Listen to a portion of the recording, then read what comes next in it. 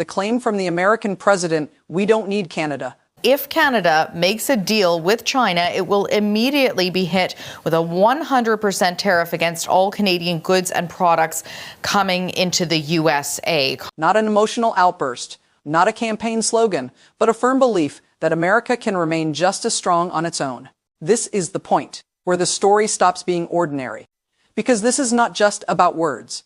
It reflects a way of thinking, one that collides directly with the basic realities of a modern economy. In today's world, no major economy operates in isolation, not in energy, not in trade, not in supply chains. And yet the assumption was made that dependence equals weakness. Canada and China have just signed trade deals between the two partners. Well, that's okay. That's what he should be doing. I mean, it's a good thing for him to sign a trade deal. If you can get a deal with China, you should do that. That is where the misunderstanding begins. So let's start with the area where this illusion breaks down first: energy. Because energy is the foundation on which every industrial system stands. Every single day, from north to south across the border, millions of barrels of crude oil enter the United States. This is not an emergency arrangement. This is not a backup option. This is a daily necessity. This is the oil that keeps American refineries running. That becomes fuel. That moves transportation. And that sustains the pace of the entire economy. Now, here is the critical detail. This is not light crude, it is heavy crude oil. And American refineries, especially the large industrial complexes, were built specifically to process this type of oil. These facilities are not flexible. They cannot be redesigned overnight to match political decisions. The implication is simple. If this supply is disrupted, the alternatives will not only be more expensive, they will often be technically incompatible. That is why this relationship exists. Built over decades, deliberately, on geography and reliability. But oil is not the whole picture. Natural gas. When homes stay warm in winter, when power plants remain stable, a significant share of that energy comes from the same northern direction. This dependence is not hidden. It has simply been taken for granted. Then there is electricity.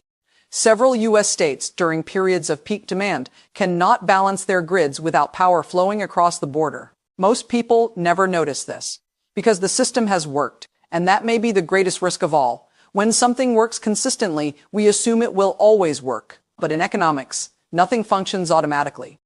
Everything depends on structure, on agreements, on trust. And when that structure becomes collateral damage in political conflict, the impact is slow but profound. This is the moment when the story stops being about Canada. It becomes a story about the United States. Can a country weaken its most critical supply chains and still claim strength? Or is there a belief that raw power can solve structural problems? History has already answered that question. And in the next part, this story moves forward into trade, tariffs, and the everyday lives of ordinary people. This is not just a policy debate. It is a question of direction, and the story is far from over. This is where the consequences begin to surface, because when pressure builds in energy, it never stays confined there. It moves outward into trade, into industry, and eventually into everyday life. North America's economic system is not built on simple buying and selling. It is built on integration. Factories may sit on opposite sides of a border, but the production process itself operates as a single system. Parts cross back and forth. Materials are refined in stages. Value is added step by step. When tariffs enter that system, they do not stop at the border. They move downstream. They show up in production costs. They show up in delayed shipments. They show up in decisions not to invest. This is where the illusion of control starts to crack. On paper, tariffs look decisive. They appear to protect domestic industry. They appear to correct trade imbalances. But in practice, they introduce friction into systems that were designed for flow. Take manufacturing. Steel is not just steel. Aluminum is not just aluminum. These materials are inputs. They are the starting point for thousands of finished products. When their cost rises suddenly, manufacturers face a choice. Absorb the cost, pass it on, or scale back. None of those options lead to strength. Absorbing the cost shrinks margins. Passing it on raises prices. Scaling back means layoffs. And all three reduce competitiveness. What makes this more fragile is timing. Supply chains do not reconfigure quickly. You cannot replace long-standing suppliers with a memo. You cannot rebuild capacity on political timelines. So when tariffs are imposed abruptly, the system does not adapt. It stalls. That stalling effect does not always make headlines. It shows up quietly. Orders postponed. Hiring frozen. Expansion plans shelved. Investment is the first thing to retreat, because capital avoids uncertainty. When rules change without warning, businesses stop planning for the future and start protecting the present. This is how economic slowdowns begin, not with collapse, but with hesitation. There's another layer to the story that often goes unnoticed. A significant share of trade between the United States and Canada is not finished goods. It is intermediate production. A component leaves one country, gets modified in the other, then returns for final assembly. Every crossing adds value. Every step supports jobs. When tariffs interrupt that rhythm, they do not punish a foreign competitor. They disrupt a shared process. And once that process is disrupted, efficiency declines. Costs rise. Output slows. At that point, the debate is no longer about trade policy. It becomes a question of resilience. Can an economy maintain momentum while introducing friction into its own core systems? Can it treat integration as a liability and still expect stability? This is where rhetoric meets reality. Because strength in modern economies does not come from isolation. It comes from reliability, from predictability, from systems that function without constant intervention. And when those systems are stressed, the effects do not remain abstract. They begin to touch workers, consumers, communities. The story is shifting. What began as a statement of confidence is becoming a test of structure, and in the next part, that test moves beyond factories and balance sheets. It reaches households, prices, and public confidence. This is where the economic consequences become personal. This is where the story moves from systems to people. Because when supply chains slow and costs rise, the impact does not stay abstract. It reaches households. It reaches paychecks. It reaches confidence. At first, the change is subtle. Prices do not explode overnight.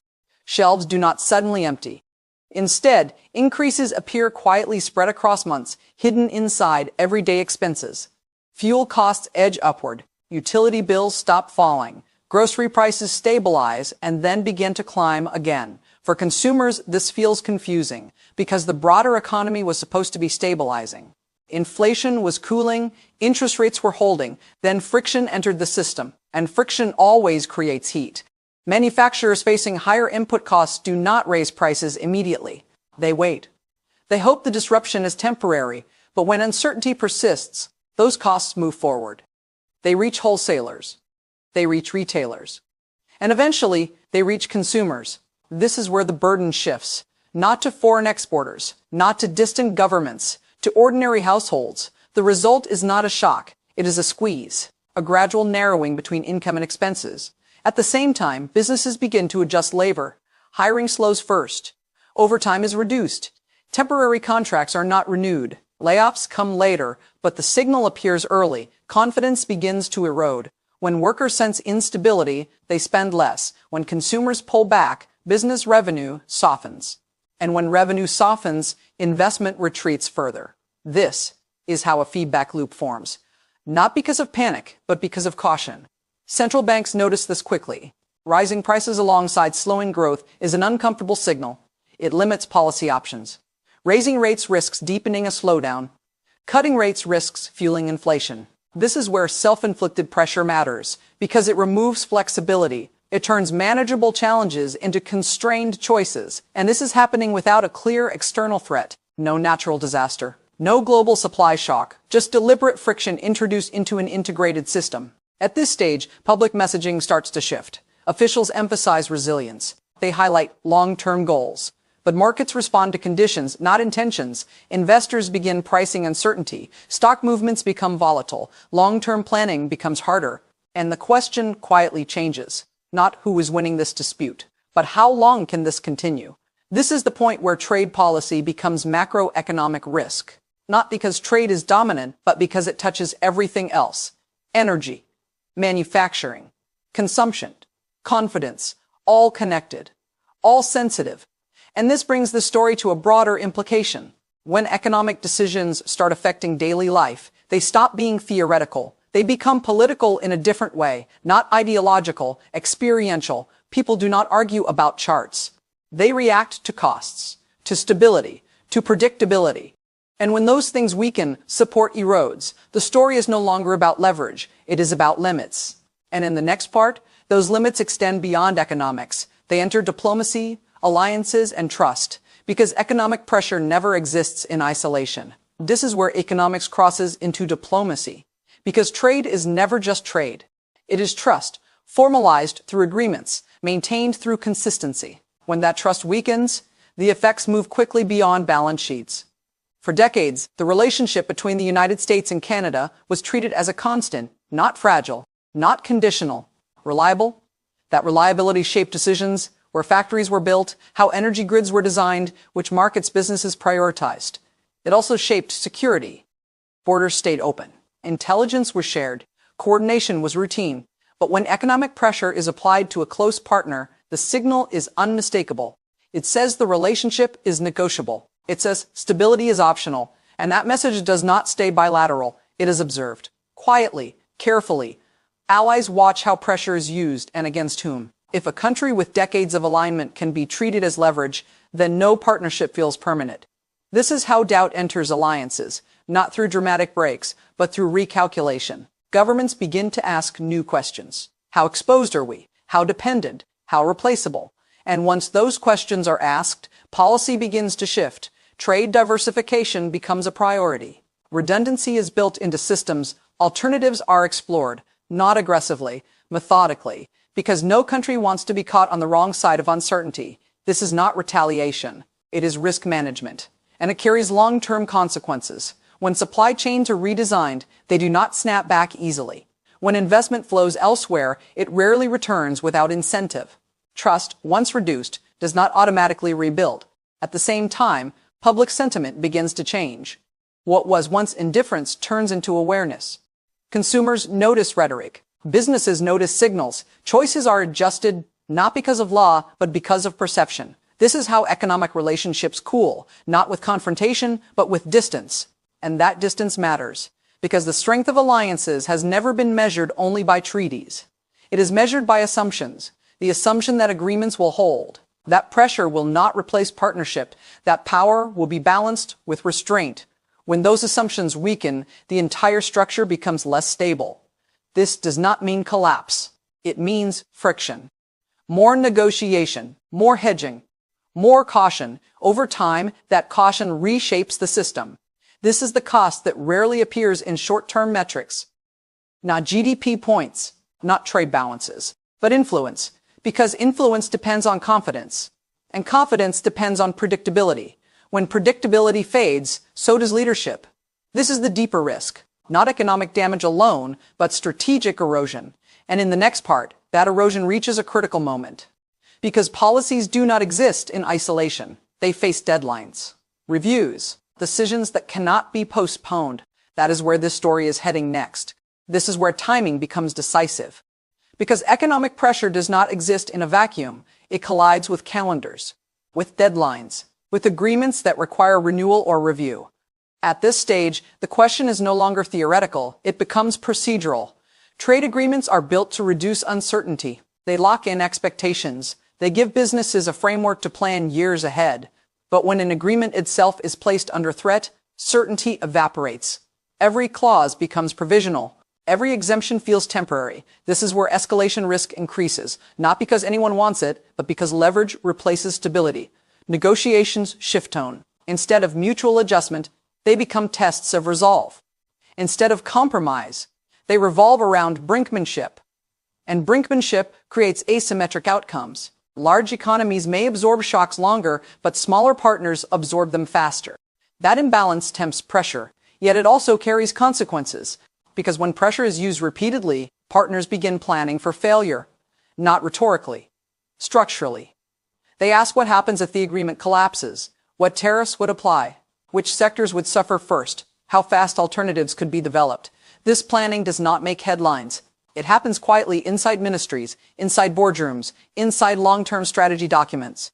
But once it begins, it changes behavior. Investment decisions slow. Cross-border projects are delayed. Joint ventures are reconsidered. The cost is not immediate. It accumulates. This is how uncertainty taxes growth without ever appearing as a line item. At the same time, domestic politics tighten the space for retreat. Public commitments harden positions. Rhetoric reduces flexibility. Backing down becomes difficult, not economically, but politically. This is where policy paths narrow. Each step forward limits the options available later. Each threat raises expectations that it will be followed through. And once expectations are set, they are difficult to reverse. Markets sense this. They begin to price in scenarios rather than outcomes. Volatility increases. Risk premiums rise. Long-term confidence weakens. This is not because collapse is certain. It is because continuity is no longer assumed. That distinction matters. Stable systems rely on assumption. When assumption disappears, everything must be reassessed. This is the moment where the cumulative effects of earlier decisions converge. Energy pressure, trade friction, consumer impact, diplomatic recalculation, all feeding into a single point, a review, a renewal, or a rupture. And this is where the stakes are highest, because outcomes here do not just define the next year. They shape the next decade. In the next part, we confront those stakes directly. What happens if escalation continues? What happens if compromise fails? And what the real cost would be, not in theory, but in measurable terms.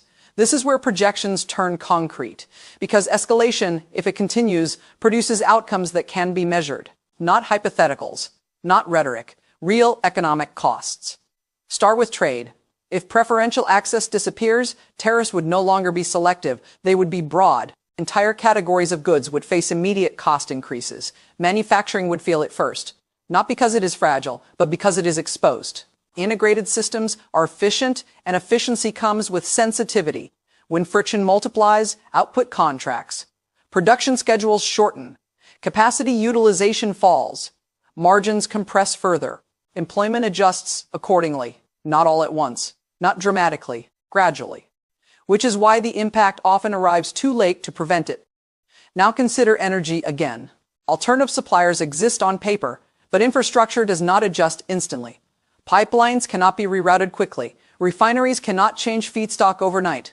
This creates bottlenecks. Bottlenecks raise prices. Higher prices ripple outward: transportation, utilities, industrial inputs. The effect compounds. Higher costs reduce consumption. Reduced consumption slows growth. Slower growth weakens revenue, and that cycle feeds back into public finances. Lower growth reduces tax intake. Higher prices increase political pressure.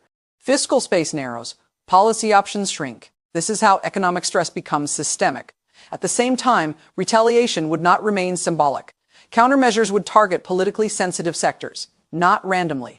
Strategically, the goal would not be collapse, but leverage, which means pain would be concentrated. Regional impacts would diverge. Some states would feel pressure immediately, others later, but the national effect would be unmistakable. Slower growth, higher costs, reduced confidence. None of this requires hostile intent. It emerges from structure. Interdependence works both ways. Breaking it is never neutral. This is the reality often missed in political debate. Economic systems do not respond to intent.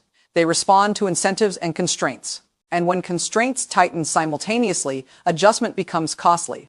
Over time, those costs accumulate into lost output. Not a recession overnight, but underperformance year after year. This is how long-term damage occurs. Quietly, persistently, and once alternative systems are built, once trade routes shift, once energy strategies adapt, once investment patterns change, the original configuration is not restored easily. This is the irreversible part. Short-term pressure can produce long-term separation. Which brings us to the final question, not whether escalation is possible, but whether it is worth the cost. And in the final part, that question becomes unavoidable. Because reality, unlike rhetoric, does not negotiate. This is where the narrative comes into focus. Because by now, the pattern is clear. The issue was never whether one country could pressure another. Power has always existed. The question was whether power could replace partnership. What the story reveals is that modern economies are not built for dominance. They are built for coordination. Supply chains span borders because efficiency demands it. Energy systems interlock because geography dictates it. Trade agreements exist because predictability matters more than leverage. When any of those pillars are treated as optional, the system does not break immediately. It degrades, slowly, quietly, and often invisibly until the cost becomes unavoidable. The claim that started this, that America does not rely on Canada, was not just incorrect. It misunderstood how reliance works. Dependence in a modern economy is not submission. It is design. It is the result of decades of deliberate choices made to maximize stability, efficiency, and growth. Confusing that design for weakness leads to miscalculation. And miscalculation, at scale, has consequences. Not just for partners, but for the system itself. What makes this moment significant is not the tariffs, not the rhetoric, not even the immediate economic impact. It is the precedent. If reliability can be withdrawn without warning, then reliability is no longer assumed. If agreements are conditional, then planning becomes defensive. If pressure replaces trust, then influence diminishes over time. This is how leadership erodes, not through loss of power, but through loss of confidence. Allies do not disengage dramatically. They diversify, they hedge, they prepare for alternatives. And once those alternatives exist, the original relationship is never quite the same. This is the cost that does not appear in headlines. The slow reorientation of systems away from a single center, the gradual redistribution of trust. And this process, once started, does not reverse quickly, because reality does not respond to slogans. It responds to structure, to incentives, to mathematics. 4 million barrels a day cannot be replaced by assertion. Integrated supply chains cannot be rebuilt by declaration. Trust cannot be restored by force. That is the lesson here. Not about one country, not about one leader, but about how modern power actually functions. The future will not be decided by who speaks the loudest. It will be shaped by who understands the systems they depend on and chooses to preserve them. This story does not end with collapse. It ends with a choice between friction and coordination, between short-term leverage and long-term stability. Because in the end, economics is not about pride. It is about reality, and reality, sooner or later, always asserts itself.